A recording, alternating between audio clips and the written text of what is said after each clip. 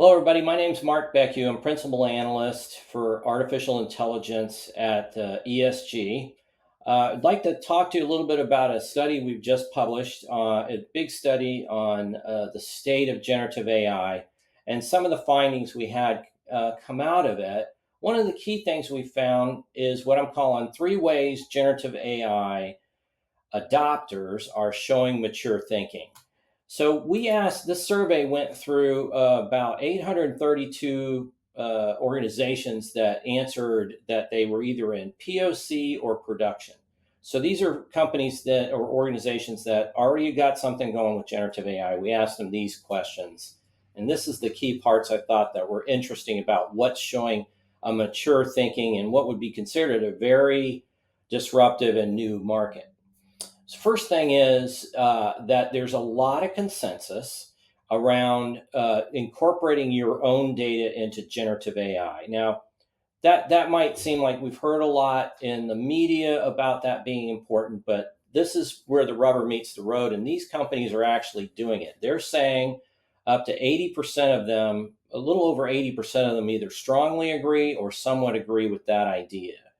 And it's important to do that when you had immature thinking in the market was, well, I just have this foundation model, I can plug it in somewhere and it'll take off. But that might be true, but the value you get in generative AI, what this says to me is the value you get in generative AI comes from your own data. So there's a melding and meshing of two things. This data that comes from outside through either large language models or other foundation models, coupled with your own data and how that becomes much more important in driving value. So that's point number one. The second point that shows a lot of maturity is a lot of consensus around being responsible with AI.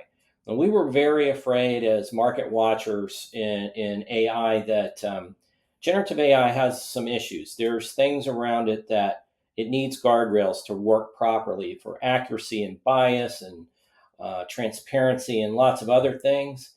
What we asked customers, or excuse me, these organizations talk about, and these early adopters, if you think about it, they're saying they understand the risk associated with generative AI, and they're taking steps to develop formal policies and programs for responsible use of AI. So what we found in the survey was 30% of that 832 have policies that enable responsible use of generative AI across their organization. Another 37% have limited policies but are actively developing governance frameworks for generative AI usage. So if you look at that, again, early days, and that's a pretty big chunk of people that are using generative AI right now, pursuing responsible use of it. So that's another sign. Second sign. Our third sign is about the how we're moving towards understanding that generative AI is a full life cycle, and that the investments around it are not just at the front end. And what this was is there was a question about where you're spending your investments in generative AI. So when you come at generative AI, and let's say you had experience as an organization from a general AI, of just an AI perspective before, you kind of understood that life cycle investments are not just at the front end, they're in different places. But if you're an organization that just started with AI and you're in generative AI only, that's new to you.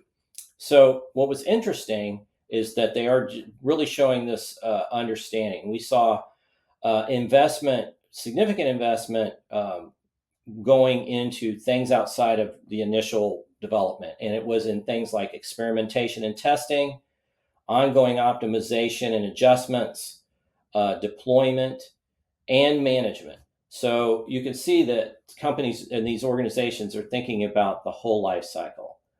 All right, so if you'd like to learn more about this study, we have a website that you can visit. If you click on the link above or in the description below, it'll take you to our website that explains more about the study and what's going on with generative AI.